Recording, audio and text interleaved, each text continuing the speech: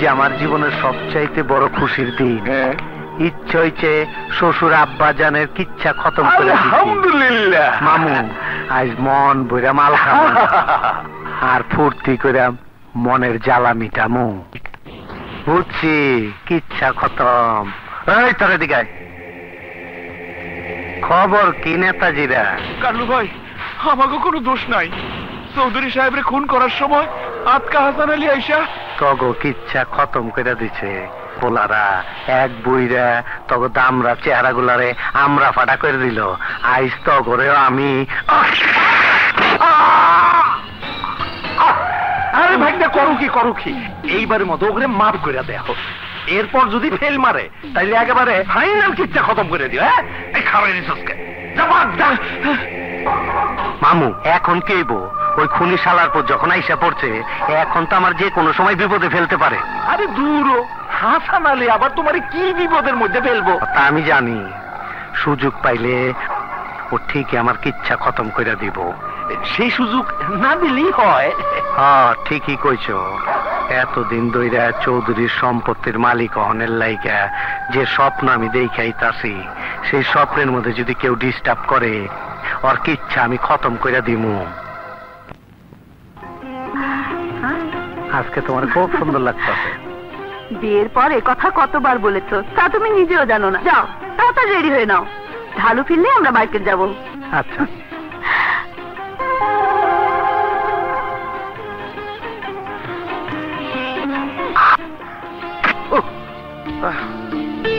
আমি ইচ্ছে করে মারিনি, আপনারা আমাকে মাফ করে না দিন। না, ও কিচ্ছু না, তোমার কোনো দোষ নেই, তা আমি জানি।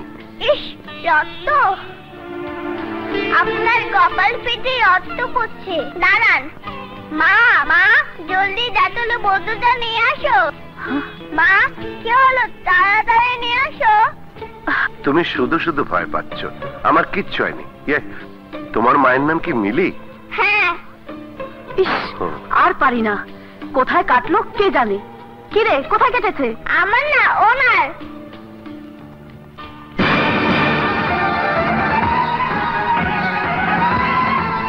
কি হলো? জাতল দিয়ে কপালটা মুছে দাও। যাও, এই যাও।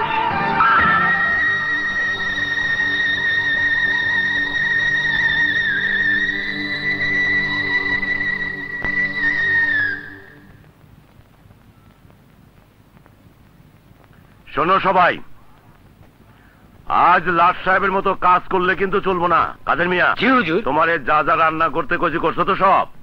একা মানুষ হুজুর, কি করে তাড়াতাড়ি শেষ করব? রহমত, জি হুজুর। তুই কি আরে সাহায্য কর। আচ্ছা হুজুর, চলেন। এই চল। রান্না যেন খুব ভালো হয়। হুজুর, আজ কি কোনো মেহমান আসবে? হ্যাঁ, আমার সবচেয়ে বড় আপনজন আসছে। রহমান, জি। আমরা খেয়ে বাইরে বের হব, তাই গরুর গাড়িটা ঠিক করে রাখো। গরুর গাড়ি? হ্যাঁ হ্যাঁ, ওই গাড়ি আমার বন্ধুর পছন্দ। হুজুর, গরুর গাড়ি কে চালাবে? সেই চিন্তা তোকে করতে হবে না, দরকার হইলে আমি চালাবো। জি। শোন চামিলি, জি হুজুর। আর সব কিছুতে মিষ্টি থাকা চাই। আচ্ছা। ডাক্তারি খাওয়া চলবে না।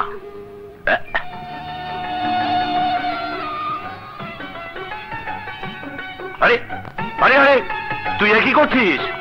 দেখ দে, পুরানো অভ্যাস গেল না। না, আমার কাজ আমি করছি। থামলি, তুই আমার দোস্ত, এর যদি কথা বলিস তাহলে কিন্তু খারাপ হয়ে যাবে। কিচ্ছু হবে না।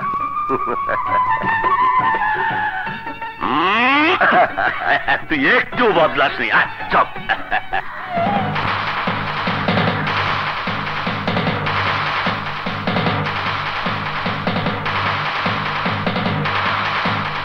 এবার বল, তোর সন্তানকে কেমন দেখ? হ্যাঁ, খুশি হয়েছি। খুশি হয়েছি ওদের সুখী দেখে, আর সবচেয়ে বেশি খুশি হয়েছি নাতি দুলাকে দেখে। আরে আমি কি বলছি আর তুই কি বলতাছিস? আমি জিজ্ঞাসা করছি তুই তোর ছেলেকে দেখছিস কিনা। না মানে, ও তো আপনার এখানেই থাকে। ও, তোকে তো বলতেই ভুলে গেছি, ও এখানে থাকে না, তোর বাড়িতেই থাকে। ও জীবনে বিরাট একটা ভুল করছে, তাই তারাই দিতে বাধ্য হয়েছি। থাক, বাদ দে ওসব কথা। আজ থেকে অতীত ভুলা গিয়া মৃত্যুর আগ পর্যন্ত দুইজনে একসাথে এই বাড়িতেই থাকবো।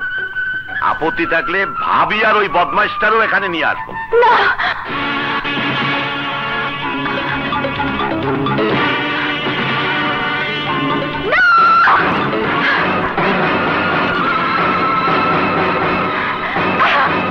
ওর স্ত্রী সন্তান তো দূরের কথা, এই বাড়িতে ওরও কোনো ঠাঁই নেই। জিনুক, জিনুক আমার কথা শোন, দাঁড়া, আমার কথা শোন। আমি বেঁচে থাকতে ওকে এ বাড়িতে থাকতে দেবো না। জিনুক থাম বলছি, পাগলামি করিস না, আমার কথা শোন। না, ওর এত বড় সাহস, এই সংসারে আগুন লাগিয়ে জিনুক, সবকিছু ছাড়খাড় করে দিয়ে ও আবার এসেছে নতুন করে ওর সাথে ঝড় তুলতে। জিনুক মামনি, মাথা ঠান্ডা কর, আমার কথা শোন। এসো, এক্ষুনি বের হয়ে যাও। বের হয়ে যাও বলছি। কি করছিস? তুমি চুপ করো।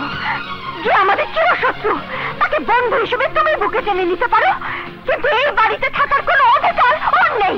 আছে, ওরই এই বাড়িতে থাকার অধিকার আছে, কারণ ও এই বাড়ির সম্মান। হুজুর না, খুনি, বেঈমান, সারা জীবন লুন খেয়ে আমার মাকে খুন করে নেমোখারামি করার পরও এই বাড়িতে পা রাখার সাহস তোমার কি করে হলো?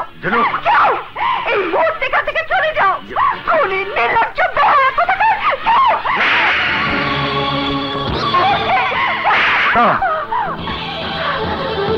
তোর এত বড় সাহস, আমার বন্ধুর গায়ে হাত তুলতে চাস, আমার জানের উপর আঘাত করতে চাস? হুজুর, হুজুর থামুন বলছি। হুজুর পাগলামি করবেন না। আমাকে ওর এত বড় সাহস, সুখের জন্য। না হুজুর না।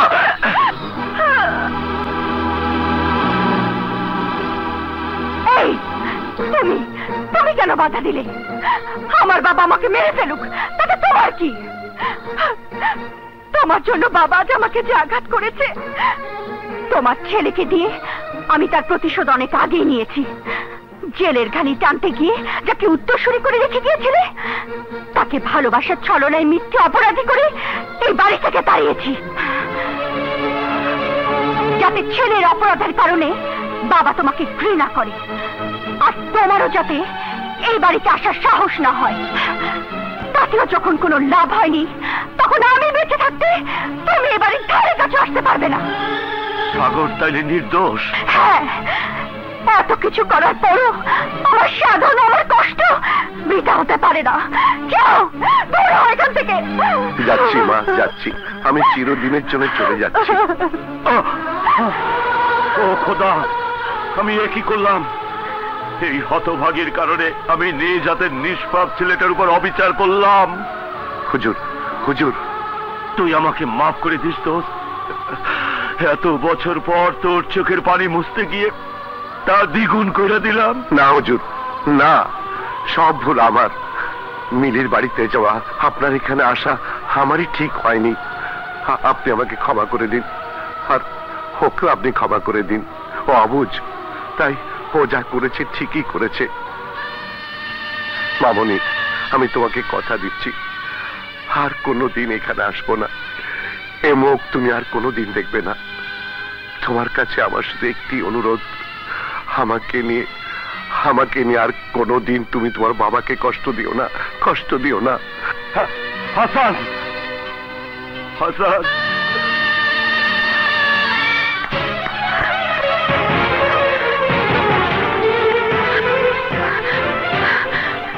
ওই খুনিকে শেষ করে না দেওয়া পর্যন্ত মায়ের আত্মা শান্তি পাবে না, এই সংসারে সুখ ফিরে আসবে না।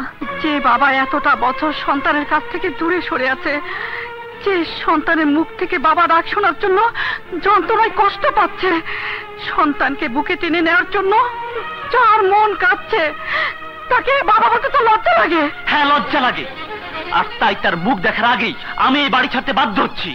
একটা খুনিকে বাবা বলে আমি ডাকতে পারবো না। যেদিন সে খুনির খাতে নাম লিখিয়েছে, সেদিন এই সংসারে সুখের মরণ হয়েছে। মনে রেখো মা, তুমি যদি তার সাথে সম্পর্ক রাখো, তাহলে আমাকে চিরদিনের জন্য হারাতে হবে। তা তো হবেই, তোদের সব জ্বালা তো আমাকেই সইতে হবে। নিজ হাতে আনন্দটাকে বরণ করতাম, কিন্তু পরে জানতে পারলাম আমার সাগর নির্দোষ। আমারই কারণে ঝিনুক ওকে দোষী করে শাস্তি দিয়েছে। সত্যি আল্লাহ আমাদের উপর রহম করেছেন, আর তাই তো আমার নিষ্পাপ সন্তানের মুখ দেখার আগেই তুমি সত্যটাকে জেনে গেছো। আমার সাগর কেমন আছে সায়লা? ভালো, কিন্তু তুমি বাড়িতে আসবে জেনে ও রাগ করে বাড়ি ছেড়ে চলে কেন? যাচ্ছে। তোমার প্রতি ওর ভুল ধারণা জন্ম নিয়েছে। কতদিন ওকে দেখিনি, আজ আজ অনেক আশা নিয়ে এসেছিলাম, ওকে প্রাণ ভরে দেখব। বুকে নিয়ে এই বুকে জমে থাকা সমস্ত যন্ত্রণা দূর করে তো। না না, তুমিও কাজ করো না।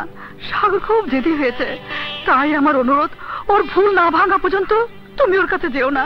তাহলে কি আমার সাগরকে আমি একটি বারের জন্য দেখতে পাবো না? ওগো, তুমি এইভাবে বলো না।